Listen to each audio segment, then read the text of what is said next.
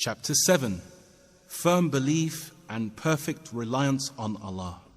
Allah the Exalted says in the Quran, ولما رأى المؤمنون الأحزاب قالوا هذا ما وعدنا الله ورسوله وصدق الله ورسوله وما زادهم إلا إيمانا وتسليما. And when the believers saw the confederates, they said, "This is what Allah and His Messenger had promised us." And Allah and His Messenger had spoken the truth, and it only added to their faith and to their submissiveness. and Allah also says, الذين قال لهم الناس إن الناس قد جمعوا لكم فاخشوهم فزادهم إيمانا وقالوا حسبنا الله ونعم الوكيل. Those unto whom the people said, "Verily, the people have gathered against you a great army, therefore fear them." But it only increased them in faith, and they said, "Allah alone is sufficient for us, and He is the best disposer of affairs." فانقلبوا بنعمة من الله وفضل لم يمسسهم سوء واتبعوا رضوان الله والله ذو فضل عظيم. So they returned with grace and bounty from Allah. No harm touched them, and they followed the good pleasure of Allah. And Allah is the owner of great bounty. and Allah also says, وتوكل على الحي الذي لا يموت. And put your trust in the ever-living one who dies not, and glorify His praises. and Allah also says, وعلى الله فليتوكل المؤمنون. And in Allah let the believers put their trust. and Allah also says, فإذا عزمت فتوكل على الله. Then when you have taken a decision, put your trust in Allah. and Allah also says, ومن يتوكل على الله فهو حسبه. And whosoever puts his trust in Allah, then He will suffice him. and Allah also says, إنما المؤمنون الذين إذا ذكر الله وجلت قلوبهم وإذا تليت عليهم آياته زادتهم إيمانا وعلى ربهم يتوكلون. The believers are only those who, when Allah is mentioned, feel a fear in their hearts. And when His verses are recited unto them, they increase their faith, and they put their trust in their Lord. 74. Ibn Abbas radiyallahu anhuma reported, Allah's Messenger sallallahu alayhi wasallam said, "I was shown the past nations. I saw a prophet who had a very small group, less than 10 in total with him. Another prophet who was accompanied by only 1 or 2 men, and some did not have even one. Suddenly, I was shown a huge crowd, and I thought that they were my ummah. But I was told, 'This is Musa and his people. But look towards the other side.' I looked and beheld a great assemblage. I was told, 'These are your people, and amongst them are 70,000 who shall enter Jannah without being taken to account or torment.' Then the Prophet ﷺ stood up and went into his apartment, and the companions began to guess who may be those who would enter Jannah without any accounting or torment. Some said, 'Probably they are the ones who kept company with Allah's Messenger ﷺ.' Others said, 'Probably they are the ones who have been born as Muslims and have never associated anything with Allah in worship. Then Allah's Messenger sallallahu alaihi wasallam came out and asked, "What are you discussing?" So they told him. He then said, "They are those who do not blow over themselves after reciting the Quran or some prayers and supplications, nor seek it, nor perceive omens, but keep trust in their Lord." On this, Ukasha ibn Mihsan stood up and asked, "Pray to Allah to make me one of them." The Prophet sallallahu alaihi wasallam said, "You are one of them." Then another man stood up and asked the same thing. The Prophet sallallahu alaihi wasallam answered, "Ukasha has surpassed you." Collected by Al-Bukhari and Muslim. Commentary. Number 1, this hadith mentions the importance of faith in Allah, inducement for having trust in Him, and the distinction of people who have these qualities. Number 2, although the practice of blowing over someone after reciting the Quran or supplications of the Prophet sallallahu alaihi wasallam and medical treatment are permissible, but they who avoid them because of their extreme trust in Allah and save themselves from a bad omen enjoy a distinguished position. Number 3, the conditions of various communities were shown to the Prophet sallallahu alaihi wasallam in dreams. For the dreams of the prophets reflect the truth, or by means of revelation, or he had witnessed them in the event of Isra, the night journey of the Prophet sallallahu alaihi wasallam. And number 4, the followers of the Prophet sallallahu alaihi wasallam exceed the followers of other prophets in number. 75.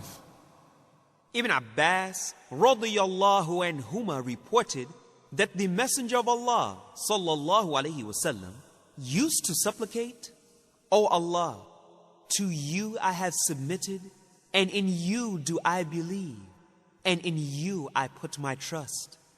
To you do I turn, and for you I argued. O Allah, I seek refuge with you through your power. There is none worthy of worship except you alone, that you safeguard me against going astray. You are the ever-living, the one who sustains and protects all that exists, the one who never dies, whereas human beings and jinn will all die." Collected by Al-Bukhari and Muslim. 76. Ibn Abbas radiyallahu anhuma said, when the Prophet Ibrahim alayhi salam was thrown into the fire, he said, "Allah alone is sufficient for us, and He is the best disposer of affairs."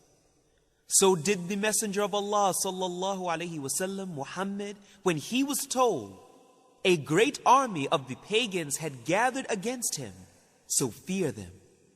But this warning only increased him and the other Muslims in faith, and they said, "Allah alone is sufficient for us, and He is the best disposer of affairs for us." Collected by Al-Bukhari. Commentary. Even in the worst circumstances, one should always have faith and trust in Allah. 77. Abu Hurairah radiyallahu anhu reported, the Prophet sallallahu alaihi wasallam said, "A group of people, both men and women, whose hearts will be like the hearts of birds, will enter Jannah." Collected by Muslim. It has been interpreted that such people are those who put their trust in Allah, while another interpretation is that these people are tender-hearted. Commentary. 1. Excellence of trust in Allah and kindness of the heart are most valuable qualities because both of them are means to enter Jannah. 2. One should not worry much about one's food and means of subsistence. In fact, people should have hearts like birds, who do not keep anything in reserve and go out every morning in search of food, returning to their nests fully satisfied. This advice is repeated in another hadith to the effect that when birds leave their nests in the morning, they are hungry, but when they come back, their stomachs are full and they do not need any more food. 78. Jabir radiyallahu anhu reported, I went on an expedition along with the Prophet sallallahu alaihi wasallam in the direction of Najd. When Allah's Messenger sallallahu alaihi wasallam returned, I also returned with him. Then the midday sleep overtook us in a valley full of prickly shrubs. Allah's Messenger sallallahu alaihi wasallam got down, and the people scattered around seeking shade under the trees. Allah's Messenger sallallahu alaihi wasallam hung up his sword on the branch of a tree. We were enjoying a sleep when Allah's Messenger sallallahu alaihi wasallam called us, and lo, there was a desert Arab Bedouin near him. He sallallahu alaihi wasallam said, this man brandished my sword over me while I was asleep. I woke up and saw it in his hand unsheathed. He asked, who will protect you from me? I replied, Allah, 3 times. He did not punish him and sat down. Collected by Al-Bukhari and Muslim. In another narration, Jabir radiyallahu anhu said, we accompanied Allah's Messenger sallallahu alaihi wasallam in the campaign of Dhatul Riqa'. We left Allah's Messenger sallallahu alaihi wasallam to take rest under a shady tree. One of the polytheists came to him. The sword of Allah's Messenger sallallahu alaihi wasallam was hanging on a tree. He drew it and said, are you afraid of me? Allah's Messenger sallallahu alaihi wasallam said, no. Then he said, who will protect you from me? Allah's Messenger sallallahu alaihi wasallam replied, Allah. And in another narration of Abu Bakr al-Ismaili, the polytheist asked, who will protect you from me? Allah's Messenger sallallahu alaihi wasallam replied, Allah. As soon as he said this, the sword fell down from his hand. And Allah's Messenger sallallahu alaihi wasallam, catching the sword, asked him, who will protect you from me? He said, please forgive me. Allah's Messenger sallallahu alaihi wasallam said, on condition you testify that there is none worthy of worship but Allah, and that I am his messenger. He said, no, but I promise you that I shall not fight against you, nor shall I be with those who fight against you. The Prophet sallallahu alaihi wasallam let him go. He then went back to his companions and said, I have come to you from one of the best of mankind. Commentary. Besides the Prophet's habit of pardoning and gracious attitude, this hadith mentions his utmost trust in Allah. It tells that one who has trust in Allah is helped by him. Later on, the Bedouin mentioned in the hadith embraced Islam. In the battle of Dhatul Riqa', which took place in the 6th year of the Hijrah, due to intense heat and lack of footwear, the companions of the Prophet sallallahu alaihi wasallam wrapped their feet with pieces of cloth, and for this reason, it was called the War of Patches of Cloth. Some scholars have also given a different reason for the name. 79. Umar radiyallahu anhu said, I heard Allah's Messenger sallallahu alaihi wasallam saying, if you all depend on Allah with due reliance, He would certainly give you provision as He gives it to birds who go forth hungry in the morning and return with full belly at dusk. Collected by At-Tirmidhi. Commentary. Trust in Allah does not mean that one should not give any importance to material resources. What it really means is that along with their due importance, one should have full trust in Allah. Without His will, material resources are of no avail. But nevertheless, it is necessary to have material resources, because their procurement is also ordained by Him. Birds do not keep sitting in their nests for food, but fly out in search of it. 80. Al-Bara ibn Azib radiyallahu anhuma reported, the Messenger of Allah sallallahu alaihi wasallam asked me to recite whenever I go to bed, O Allah, I have submitted myself to you. I have turned my face to you, entrusted my affairs to you, and committed my back to you out of desire for you and fear of you, expecting your reward and fearing your punishment. There is no refuge and no place of safety from you but with you. I believe in the book you have revealed and in the prophet you have sent. The Messenger of Allah sallallahu alaihi wasallam said that if anyone recited these words and died that night, he would die in the true religion. In case he remains alive till morning, he will obtain good. Collected by Al-Bukhari and Muslim. While in another narration it states, he reported the Messenger of Allah sallallahu alaihi wasallam as saying, if you go to bed, perform the salat wudu, lie down on your right side, and say the previously mentioned dua, and let these words be your last. Commentary. It is better to make wudu before going to sleep. Similarly, it is also meritorious to recite the invocation mentioned in the hadith before one goes to bed, because it is a prayer for the renewal of Islam and faith, and a request for granting of peace and security. 81. Abu Bakr as-Siddiq radiyallahu anhu said, when the Messenger of Allah sallallahu alaihi wasallam and I were in the cave of Thawr, and I saw the feet of the polytheists who were above us at the mouth of the cave, on the eve of the immigration, I submitted. O Messenger of Allah, if one of them were to look down below his feet, he would see us. He sallallahu alaihi wasallam said, O Abu Bakr, what do you think of two whose third is Allah?